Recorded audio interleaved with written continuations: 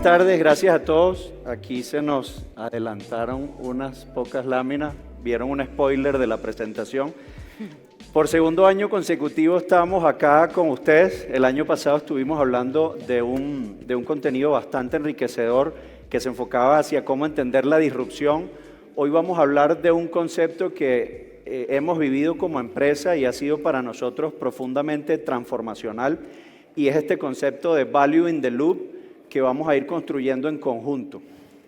Y quiero empezar por una pequeña historia que nos pasó hace un poco más de 2 años, nos llevó a una reflexión profunda y a cambiar también el concepto de nuestra propuesta de valor.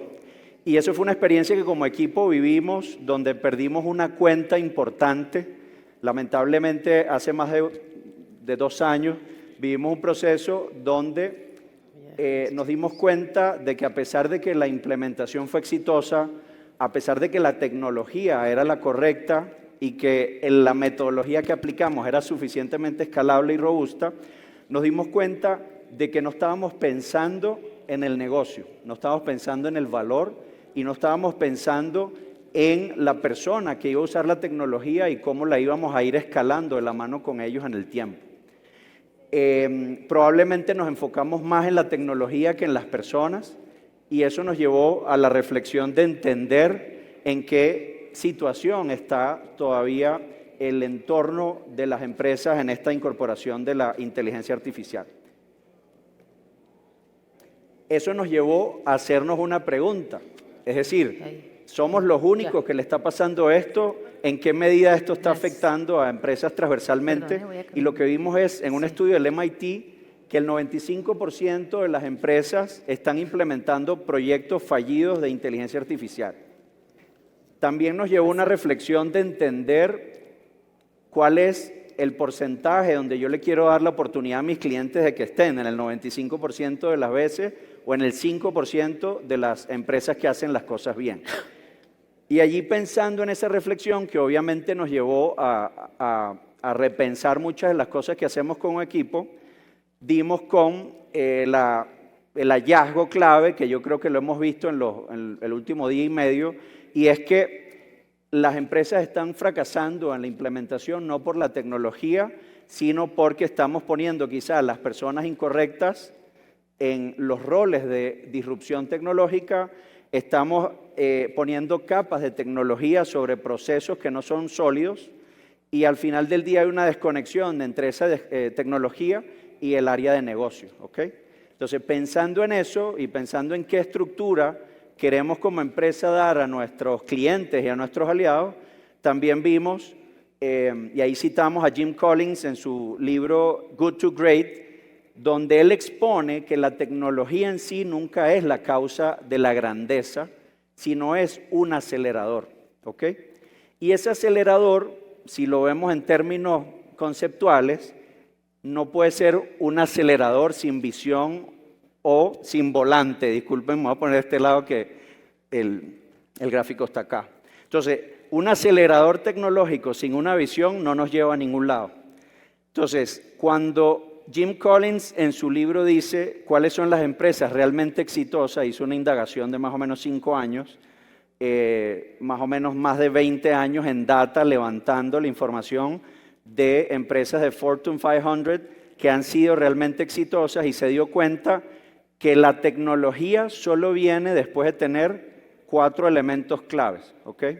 El primer elemento es una ejecución muy disciplinada, entendiendo obviamente los retos del negocio, y después plantea un marco conceptual que es el marco o el concepto del erizo. Él habla de que solo después de tener 3 elementos, que es la pasión por hacer las cosas, ser realmente bueno en algo, y cuando digo realmente es que seamos los mejores del mundo en eso, y el tercer concepto es que podamos rentabilizar esa tecnología, el modelo de negocio, perdón, solo después de eso, disciplina, pasión, hacer las cosas bien y buscar rentabilidad, es que podemos hablar de la tecnología, ¿ok? Entonces, en ese concepto también nos llevó a repensar lo que hoy Eric Brynjolfsson está proponiendo, que es, bajo el concepto de la IA, muchas empresas están buscando sustituir talento por las capacidades de la inteligencia artificial. Y realmente no nos estamos enfocando en hacer las cosas mejor. Y cuando hablamos de hacer las cosas mejor, es como la IA nos permite amplificar las capacidades de nuestro talento, de las personas que están detrás de los procesos y esa disciplina de ejecución. Entonces, en vez de pensar en sustituir, en vez de pensar en solo tener la IA como un punto que nos decía el colega del foro anterior, el human in the loop, realmente es como la tecnología nosotros podemos amplificar nuestras capacidades en función a ese copilot que tenemos día a día. Les invito a que si quieren escanear el QR, los va a llevar a un video bastante bueno de Eric, donde él nos plantea esta realidad. ¿Ok? Entonces, como empresa, como les digo, pasamos por un proceso de transformación importante, renovamos nuestra propuesta de valor y hoy en día nuestro foco ya es una evolución hacia lo que realmente importa y a entender con los invitados que vamos a tener a continuación cuáles son los elementos de ese 5% de las veces donde la tecnología sí es exitosa y sí la aplicamos de la forma adecuada. Entonces, el concepto que nosotros estamos proponiendo es la evolución de Human in the Loop, donde hay obviamente un validador que es el talento humano, hay una serie de capacidades que nosotros ponemos o cuestionamos de las respuestas de la herramienta de inteligencia artificial, pero al final es cómo nosotros buscamos el valor transformando ese concepto hacia diseñar, ejecutar y optimizar desde dentro de la empresa, ¿ok? Con una estrategia clara que nos permita alinear las necesidades del negocio, pasando por una ejecución disciplinada, como dice Jim Collins, y al final, con el talento correcto, solo así vamos a lograr la innovación y la tecnología. Entonces, habiendo dicho esto, me permito presentarles a 3 grandes profesionales, clientes, amigos ya de muchos años que hemos establecido proyectos bien interesantes. Le voy a dar la bienvenida a Natalia Vargas. Ella es Marketing Services and Digital Transformation de CMI, una corporación de consumo, alimentos importante en la región. Juan Carlos Valdivieso, que es director de Ecosistema Digital y Open Banking de Banco Azteca en México. Y a Gustavo Calcines, que es el Data and Digital Manager de Bayer Crop Science. Créanme, estuve practicando todas esas palabras un rato largo, pero por suerte los tenemos acá. Un aplauso para nuestros invitados, por favor. Entonces, habiendo dicho esto, vamos a charlar un poco y enfocarnos no en lo malo, sino en lo bueno, ¿cierto? En el 5% de las empresas que hacen las cosas de forma apropiada y que están retando esas estadísticas. Y vamos a empezar probablemente por Gustavo. Gustavo viene de Bayer, una empresa que tiene más de 100 años, entiendo, en México. Ha generado un proceso de transformación con todo este tema de la tecnología y específicamente Gustavo ha tenido el rol de transformar muchas cosas que tradicionalmente habían estado funcionando dentro de Bayer. ¿Y qué problema concreto les llevó a usted a apostar a la inteligencia y a querer transformar cosas en Bayer, que tiene más de 100 años funcionando de forma exitosa? Perfecto, pues gracias. Le voy a dar un contexto rapidito para que se den una idea del tamaño de los como nosotros. 2030, 2050, perdón, vamos a ser 3.000 millones de personas más en el planeta. Y esas 3.000 millones de personas van a querer Supermax, van a querer necesitar más comida y necesitamos producir esa comida para esta nueva generación de personas internas. Y el principal reto que tenemos con esto es que tenemos que producir más con menos. Y para producir más con menos no podemos estar pensando normalmente en utilizar siempre los mismos productores que sean damage or flash, ¿no? Que no vamos a dar abasto con una producción de neto y mucho menos con menos tierras.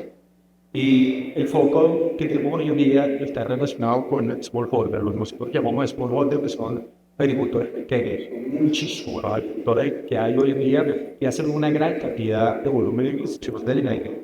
Pero el principal reto que tenemos con ellos es que la brecha, una vez que nosotros empezamos a trabajar con ellos, la brecha de educación digital que quiere que son extremadamente chiquitos. Y cuando hablo de brechas, está relacionado a no solo cómo utilizan una herramienta para celular, sino también utilizan la tecnología a su favor, para reducir más sin meter el banco. Entonces, es uno de los principales retos que tenemos nosotros. Y para nosotros la inteligencia artificial es parte de cómo exponenciar el uso y el apoyo a los agricultores de estos retos enfocados en esa. Por supuesto, los factores que relacionados con temas globales, como por ejemplo los gobiernos considerando estructuras que relacionadas con certificaciones, que necesitan bajar a los agricultores, incluso de que hacer sin la inteligencia artificial no puede permitir de forma tan especial. Estamos hablando de tres industrias diferentes, ¿cierto? Banca, consumo masivo y producción agrícola. Natalia, en tu rol de líder de transformación, cuéntame cómo está posicionándose el tema de la inteligencia artificial como un transformador de los procesos que CMI ha venido haciendo por muchas décadas. Bueno, primero también un poquito de contexto, y para los que no saben que CMI, Corporación Multiinversiones, es una empresa que está basada en Guatemala. Es una de las empresas de alimentos más grandes de Latinoamérica, que tiene una complejidad muy grande, y es que tiene distintas unidades de negocio y unidades de negocio muy diferentes entre las unas y las otras. Restaurantes, soluciones cárnicas, aparte de consumo masivo, y una unidad de negocios de B2B. Entonces, cuando hablamos de la problemática de transformación de CMI, hay que entenderla por cada unidad de negocios, porque cada una tiene retos y oportunidades totalmente diferentes. En el caso, digamos, de automatizaciones o uso de inteligencia artificial, pues las oportunidades que teníamos eran de generar eficiencias, pero sobre todo de poder llegar al consumidor de una mejor manera, o al cliente de una manera más inteligente y con una mejor experiencia.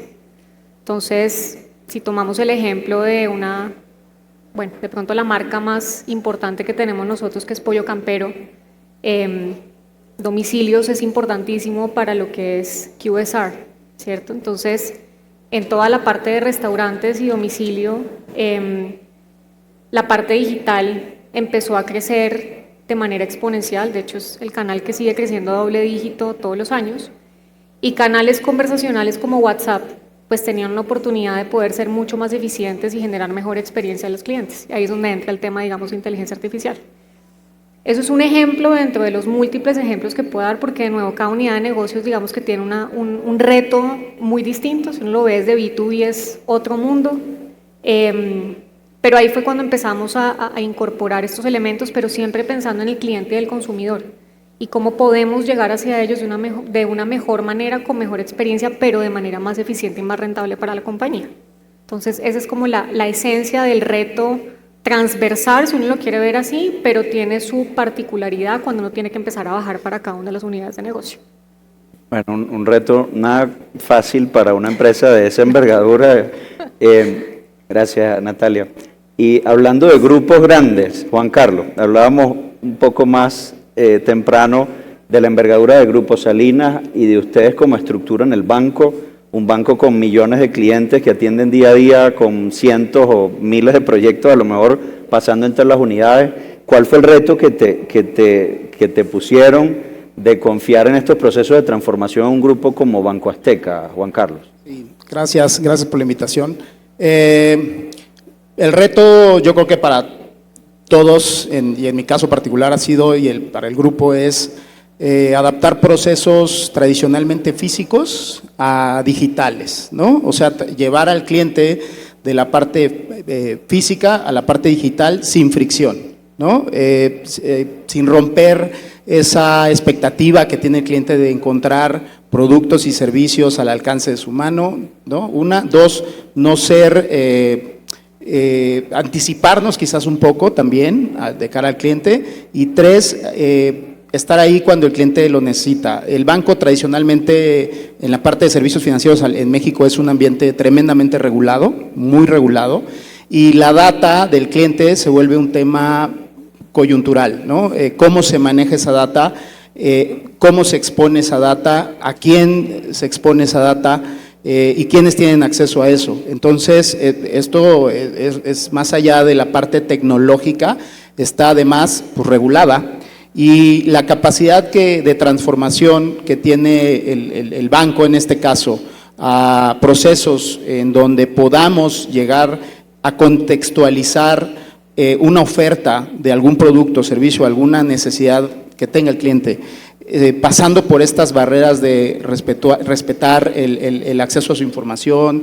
el tema de contexto a quién se comparte, dentro de un ambiente de inteligencia artificial, es un reto enorme, porque no puedes simplemente consumir algo expuesto de manera abierta, porque pues todo vive prácticamente en sistemas propietarios del banco. Entonces, es el principal reto. Y el segundo, pues tener mucho en cuenta lo que el cliente necesita, estarle preguntando constantemente qué quiere que hagamos, cómo quiere que lo hagamos, y no dar saltos cuánticos, sino más bien ir poco a poco probando liberaciones pequeñas que funcionan, y las que no funcionan, digamos, diluirlas un poco o cambiarlas, y sustituirlas por mejores experiencias de cara al cliente, ¿no? Básicamente es eso. Buenísimo. Ahora, cambiando un poco el mindset, enfocándonos en ese estudio que dice que la clave está en el talento especializado y en cómo acompañamos ese proceso. Cuéntanos, Natalia, ¿cómo ha sido, mejor dicho, qué impacto ha tenido, qué juego o qué rol tiene ese equipo especializado en lograr esa transformación de una empresa tan grande como CMI, sobre todo que el core business está transversalmente en la industria de alimentos? Entiendo que son más de 40,000 empleados. O sea, ¿cómo mueves con el foco en el talento toda esa estructura? O sea, ¿cómo lo logras? Sí, bueno, yo creo que el talento, sobre todo el talento especializado, obviamente es la base de que todo esto pase, porque evidentemente son procesos de transformación que tienen pues un componente técnico detrás y que eso necesita una expertise. Efectivamente, pues nosotros tenemos un equipo de gente que es experta en diversos temas de digital dentro del equipo, pero además que tienen que tener no solamente una habilidad, digamos, de carácter técnico, sino que tienen que entender profundamente el negocio y lograr influenciar en el negocio. Porque a veces uno desde las oportunidades digitales uno empieza a notar que podemos ir detrás de 1000 cosas que queremos abordar, pero finalmente eso tiene que tener una alineación muy profunda con el negocio estratégicamente hablando, para que al final esa tecnología se adopte y sea exitosa. Si no hay adopción de tecnología, la tecnología por sí sola simplemente no hace nada. Entonces, las personas que tienen esta expertise no solamente tienen que ser expertos en implementación, sino en poder traducir eso al negocio y alinear a los stakeholders e influenciarlos para que esto pase. Que yo creo que son las cosas más difíciles cuando está en transformación, ¿sí? Y sobre todo tienen que ser personas que logren traducir el vocabulario muchas veces técnico a un vocabulario no técnico para poder realmente influir en esas personas que están tomando la decisión desde el punto de vista de negocio, o que son dueños del presupuesto, o que son dueños del P&L. Entonces, el talento especializado es la clave para que esto pase, pero la especialización no viene simplemente desde el punto de vista técnico, sino realmente de poder ser unos partners que entiendan el negocio profundamente y que tengan esa capacidad de influenciar, sobre todo en empresas que no son de core digital. Cuando uno está en empresas que son de base tecnológica, eso es otra cosa. La empresa ya lo tiene dentro del ADN, entonces se mueve sola. Pero cuando uno está haciendo procesos de transformación digital en industrias que ese no es el core business, en el caso, digamos, de CMI, que es alimentos, o en el pasado en el que estuve en Pharma, es empujar esa transformación, y eso requiere un set de skills distinto. Simplemente, digamos, al especialista implementador, o que entiende técnicamente lo que uno está haciendo. Buenísimo. Ahora, Juan, cuéntanos cómo te ha ido en migrar ese proceso de cambio cultural en una organización tan tradicional como un banco, y qué tan importante ha sido ese rol especializado que te haya acompañado en ese proceso, pues. No, es un reto enorme porque creo que hay que entender que en el aspecto de servicios financieros en el mercado mexicano está la Vista Banco, que son organizaciones que muchas de ellas están llegando a México. Recientemente había una explosión enorme de nuevos jugadores en México que incluso son nativos digitales, no tienen sucursales físicas, entonces el proceso de oferta que tienen es 100% digital, llegaron así, nacen así y comunican con un grupo poblacional específico. Nosotros estamos en ese proceso un poquito a la inversa, nacimos físicos y hemos ido evolucionando a la parte digital. Y también tenemos que entender que hay que hacerlo muy rápido y hay que hacerlo bien. Esto quiere decir también que tenemos la visión y la acción de poder poner al banco en muchos lados, no nada más en donde, eso muchos lados significa en donde el cliente está y a lo largo de su vida cotidiana, desde que se despierta hasta que se duerme y eventualmente se despierta desvelado para encontrar algo, ahí en ese proceso nos ha ayudado mucho a entender que la vida digital puede estar cercana al cliente para solucionarle algo a las 2 de la mañana, a las 3 de la mañana, etcétera, más allá de un horario físico a un horario digital. Y dos, el segmento poblacional que nosotros atendemos es un tema muy importante y relevante para nosotros. Contrario a lo que podamos pensar, es un cliente muy digital, muy cercano a muchas plataformas. Entonces, en la medida que podamos poner el banco en muchos lados, no nada más que esperar a que el cliente llegue, sino estar literalmente en redes sociales, y no nada más en aspectos publicitarios, sino en aspectos de comunicación, en donde pueda encontrar productos, servicios, inclusive pueda transaccionar a través de otros canales haciendo uso de tecnología. Eso es lo más relevante para nosotros como visión, y encontrar y construir ecosistemas que permitan eso de manera muy eficiente. Y rápido, y sobre todo rápido, y que sea rentable, digamos. Y además que sea rentable, sí, que es el gran reto. Sí. A ver, Gustavo, tú tienes un rol excepcional. Gustavo me contaba de que de 5 días al mes que tienes que estar en un lugar, estás 4 de ellos en los cultivos con los agricultores. Cuéntanos cómo ha sido pasar ese proceso de transformación de cara al agricultor y qué rol ha jugado el acompañamiento de un equipo especializado para lograr ese objetivo de 5% de las empresas que sí lo hacen bien. Sí, algo interesante aquí es que en lo personal la inteligencia artificial, la tecnología es maravillosa, pero no quita que termina siendo una herramienta, termina siendo un equipo, un software, y lamentablemente la tecnología no tiene la capacidad de tener el contexto de lo que un agricultor, en el caso de nosotros que trabajamos en la parte de agricultura, pueda tener el contexto de las necesidades, por ejemplo, de un cafetalero, sus necesidades, sus preocupaciones, sus problemas, cómo cultivar, cómo no cultivar, cuando tiene una enfermedad, cuando no tiene... O sea, no tiene la capacidad de estar empapado automáticamente de toda esa información de parte de un agricultor. Por eso es que nosotros, la parte humana, ese human in the loop, nunca la hemos dejado de hacer. De hecho, por naturaleza, el Bayer, la parte de Crop Science, por naturaleza está metido en el ámbito humano con los agricultores, ¿no? Y nosotros desde hace muchos años, cuando empezamos a innovar dentro de Bayer, una de las razones por las cuales dijimos, si vamos a innovar, siempre tenemos que tener conectado a la parte humana, porque para nosotros no sirve de nada tener tecnología y no tener ese contacto o tener ese contexto de parte de todos los agricultores que tienen 1000 cabezas, millones de cabezas diferentes de pensar, y cómo traemos esa información, pues literalmente con esos servicios especializados, con nosotros mismos, trayendo esa información y utilizándola y dándole esa información o esas herramientas a los agricultores para que tengan mejores capacidades de podernos hablar, ¿no? Hoy en día lo tradicional es hablar con un vendedor, un RCC que lo apapacha, lo entiende y todo eso, pero a su vez también en paralelo nuestros vendedores van con herramientas que le facilitan la información a los agricultores, como por ejemplo un Cultibot, que es un chatbot que tenemos con ustedes, que es maravilloso, que es la capacidad de tener un compa más, como llamamos en el campo, de poder hablar 24/7 cuando no tiene una persona al lado de ellos. Entonces, creamos esa tecnología y que de alguna forma también le implantamos esa parte humana también, por más que sea herramienta, pero entendiendo cuáles son las necesidades o los caminos que un agricultor necesita.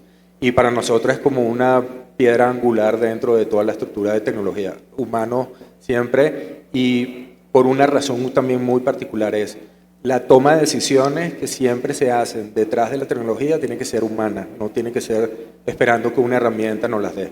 Inteligencia artificial nos puede dar muchos beneficios, pero no debe tomar esas decisiones de parte de nosotros. Buenísimo. Y voy a hacer en ese mismo orden, Gustavo, hasta Natalia. Ya cultivó los canales de atención digitales que tú has emprendido, Juan Carlos y Natalia, lo que nos decías de R&R, el retail restaurante. Cuéntenos si vieran desde ahorita los aprendizajes que le quisieran transferir a un líder, viendo la importancia que es ese involucramiento temprano, el talento especializado. ¿Qué recomendaciones les darías a esas personas que están dando su primer paso ahorita? Yo creo que de parte de nosotros, creo que lo importante es siempre visualizar. Ya la tecnología nos está permitiendo tener un whole picture, una imagen, un mapa muchísimo más grande de muchísimas oportunidades que podemos tener desde cualquier ámbito, ¿no? Yo creo que una de las principales cosas que uno tiene que hacer es sí definir bien ese mapa, no importa qué tan grande sea, y una vez que lo tengas definido, utilizar la tecnología para ver dónde arrancas a implementarlo, ¿no? No necesariamente tienes que diseñarlo y crearlo todo una sola vez, pero sí tener mapeado cuáles son todos los caminos por los cuales tienes que atravesar, porque esa visión a largo plazo, si la haces de inmediato, solo crear algo y después vemos en el camino qué es lo que más le vamos metiendo, puede complicarte el ongoing de los desarrollos, porque es tan rápido lo que avanza la tecnología, es tan rápido como un agricultor puede tomar una decisión porque hoy le cayó una enfermedad en el mercado, en el campo, que tienes que tener mapeado todo eso. Entonces, si no tienes ese journey, no tienes ese mapa de qué es lo que vas a hacer, creería yo que por ahí pudiese llegar a tener muchísimos problemas. Buenísimo, Gustavo, gracias. Juan Carlos, cuéntame recomendaciones para el que está dando el primer paso ahorita, en la audiencia quizás. Pues escuchando a Gustavo y a Natalia, creo que a pesar de ser industrias diferentes, pues tenemos en común al cliente, ¿no? Entonces una recomendación básica claramente es escuchar al cliente, estar con el cliente, buscar, inclusive lo voy a mencionar con esta palabra, antropológicamente hablando, entender el mercado, entender al cliente. Es muy relevante porque a partir de ahí tomas decisiones. De repente las decisiones de innovación y las decisiones de tecnología y de inteligencia y de futuro y de disrupción se toman a partir de algún gurú, etcétera. Y a veces no está en el gurú, está en el cliente. Escuchemos lo que quiere el cliente y partamos el diseño a partir de ahí. A partir de ahí estoy seguro que la posibilidad de equivocarnos será menor. Eventualmente sucederán errores o tropiezos, pero creo que cuando escuchamos al cliente vamos a tomar decisiones correctas. Y la segunda sería administrar un presupuesto responsable, tener goals y metas muy específicas, porque si no va a dar, o sea, por mucho la aspiración que se tenga, puede resultar muy costoso la inversión versus el retorno. Entonces, esos serían los dos temas. Buenísimo. Yo diría Nat. que animarse a tomar riesgos, pero a ser pilotos responsables. Y también cuando uno piensa en pilotos responsables, me refiero a que incluso siendo un piloto y que es de una dimensión pequeña, tiene que tener una estructura y tiene que tener un proceso y tiene que tener un orden. Y tiene que tener unos resultados esperados y tiene que tener alineación y tiene que tener presupuesto detrás para poder soportarlo. Entonces, creo que las empresas, y sobre todo en este momento, en esta segunda ola de transformación que siento que es la inteligencia artificial, lo que estamos pasando se tienen que animar a tomar el riesgo, pero no dejen de hacer pilotos de una manera estructurada. Y tampoco se manden de una vez a hacer cosas gigantescas con presupuestos descontrolados o con proyectos que duran años, porque los quick wins en esto también es importante.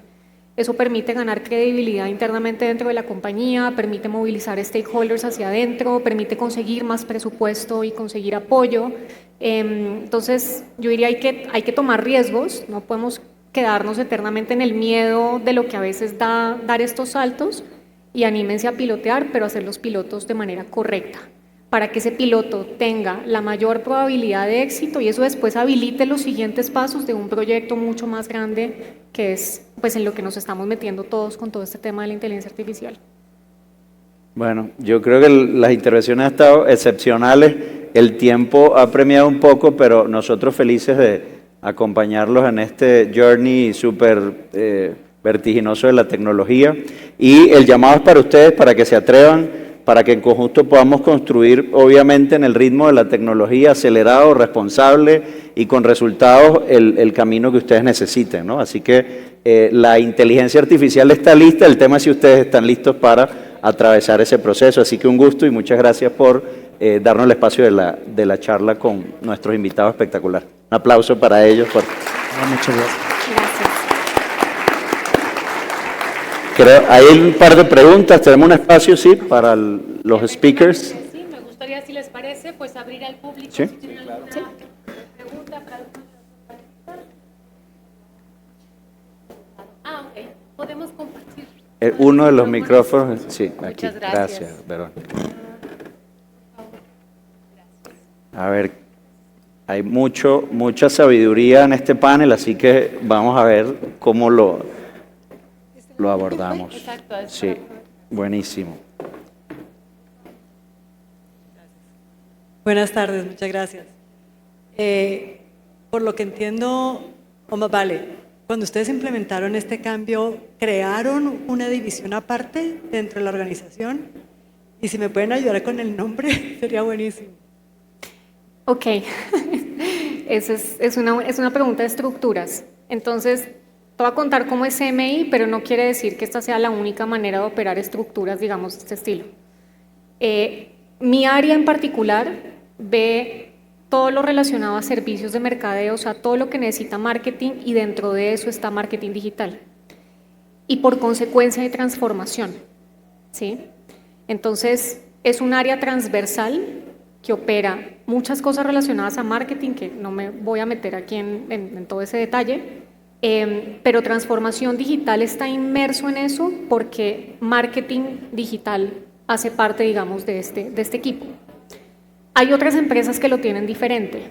Entonces, en Pharma, por ejemplo, Abbott, había un área de digital específicamente para transformación, que es donde yo estaba, ¿cierto? Entonces, depende también de la industria de la compañía, hay distintos tipos de estructuras, pero en mi caso está inmerso así y se llama servicios de mercadeo el área, como nombre. Gracias. De nada. ¿Y los otros dos?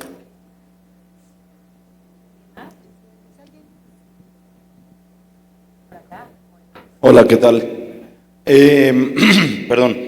A ver, nosotros desde 789 estamos ayudando a algunas empresas a pasar esa intención de invertir de IA a esto de pilotos responsables, y justo fue el último punto que tomaron, ¿no? Entonces, en su experiencia, digamos, ¿qué mínimos deberían de tener un piloto de IA para que no solo sea una prueba aislada, sino que sea parte de esta intención, de esta inversión defendible, para que un stakeholder o una métrica, un resultado, realmente esta prueba no sea un aislado, sino que sea parte del concepto de lo que arranca todo? ¿Esa pregunta para quién sería? ¿Cualquiera? Sí, adelante. Mira, nosotros como tal, cuando analizamos el tema de inteligencia artificial como proyecto, están enfocados en plataformas diferentes. Cada grupo, cada área interna de la compañía, incluso va desde lo macro hasta lo micro. Para nosotros, por ejemplo, lo macro es Global. Global tiene un pensamiento estratégico sobre inteligencia artificial.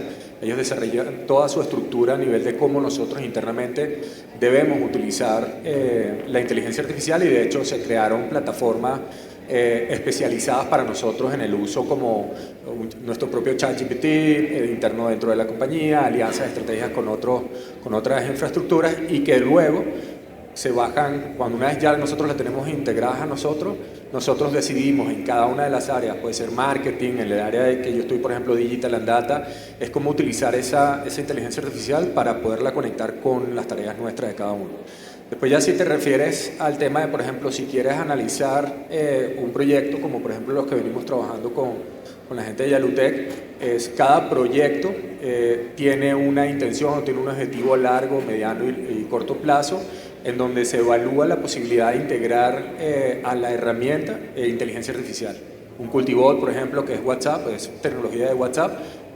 Parte del proyecto que nosotros analizamos fue la escalabilidad que iba a tener ese chatbot con una integración de inteligencia artificial y, como les comenté, hicimos un mapeo gigantesco de hoy a 10 años o a 5 años creo que fue, cómo debería estar interactuando esa inteligencia artificial con el bot y en qué forma nos estaría beneficiando a nosotros para bajarle ese beneficio directamente al agricultor. Entonces, la planificación o la visión para poder planificar todo eso está relacionada con el proyecto y con las herramientas con las que nosotros ya disponemos. Y yo solo, Gustavo, le agrego a eso la importancia de la fuente de datos, porque WhatsApp es una justificación para al final acceder a un montón de datos valiosos que la empresa tiene por interacción con clientes, el core de las plataformas, y si no tienen la fuente de datos ordenado y si eso no tiene una visión y una estrategia, probablemente lo que entregues en el proyecto no sea lo que verdaderamente va a mover la aguja del negocio y como tienes las ganancias tempranas que estábamos hablando, ¿no? Entonces, Sí, yo ahí quería sumarte es si el piloto nace sin una claridad de cómo encaja eso dentro de la estrategia en el largo plazo del negocio, es muy difícil que el piloto pase de ser un piloto o una acción aislada a algo grande. Entonces, y esa discusión se tiene que tener desde el inicio. No es una discusión, o sea, uno no puede tratar de proponer un piloto simplemente por pilotear, o sea, tiene que estar dentro del inicio de las conversaciones como esa visión de largo plazo hacia dónde puede llegar ese piloto. Porque si no es difícil, se pueden presentar muchas barreras y se van a sentir, digamos, como acciones muy aisladas. Yo nada más agregaría que sea escalable, a que ya mencionaron, que en el corto, en plazos que se establezcan, sea rentable, ¿no? O dé resultados esperados, en económicos o en data o en valor agregado. Y 3, que te acompañe un equipo que haga posible ese proyecto. Es gente muy apasionada que tiene que vivir contigo ese reto y hacerlo suyo para que funcione, porque estás literalmente yendo a terrenos donde seguramente no hay nada, nadie, ¿no? Todo el mundo cree que sabe, pero lo vas a descubrir un poco tú mismo y eso puede asustar. Entonces, si no tienes personas muy aguerridas que vivan contigo esa experiencia, va a ser complejo. También el equipo humano es muy importante. buenísimo. Gracias. ¿Alguien más? Una última, si les parece. Por favor.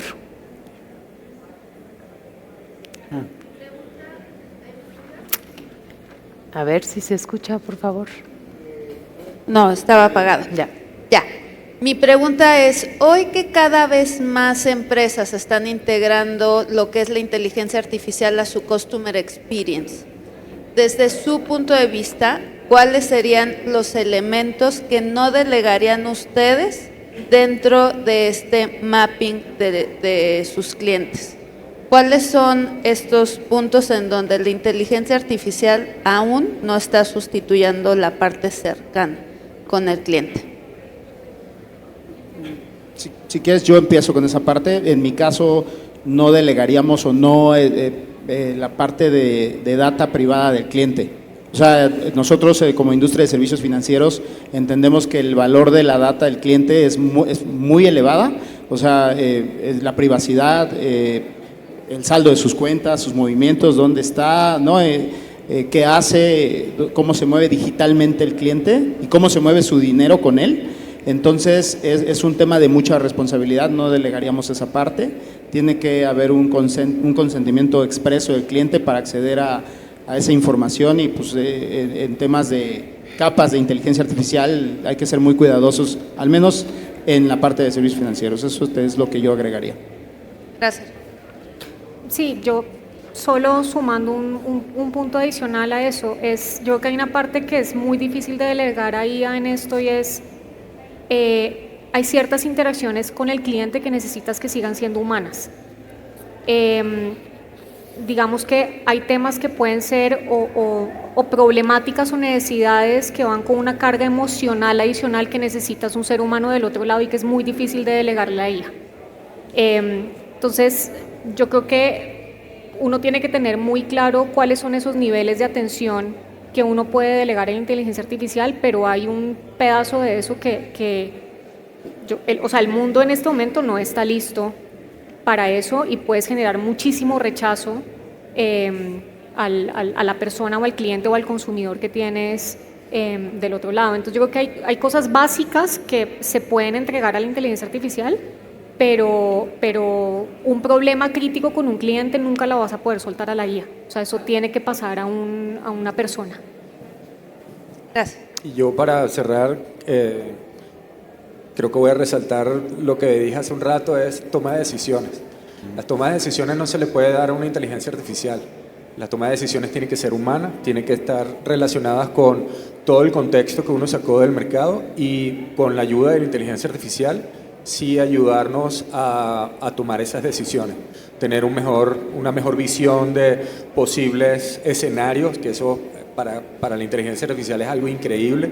Podemos visualizar, él nos puede ayudar a visualizar escenarios, diferentes escenarios, y en base a eso tomar decisiones para poder implementar o pruebas pilotos o actividades o escenarios. Pero creo que nunca le delegaría a una inteligencia artificial el tomar una decisión, y mucho menos sobre un cliente de nosotros que es un agricultor que está buscando ayuda de nosotros. Yo solo le sumo la importancia de la gobernanza y que hay un sponsor clave en la estructura de toma de decisión, porque a veces las iniciativas mueren sin un sponsor correcto, y que sea un sponsor o un comité de gobernanza de múltiples actores, porque a veces no sentar al área correcta hace retrabajo y ese piloto se convierte probablemente en más largo y termina no teniendo los resultados correctos. Entonces, gracias por la pregunta. Súper buenísimo. Buenísimo. Pues muchísimas gracias a nuestros 4 panelistas, pues de gran talla. Muchísimas gracias por compartirnos su conocimiento y experiencia.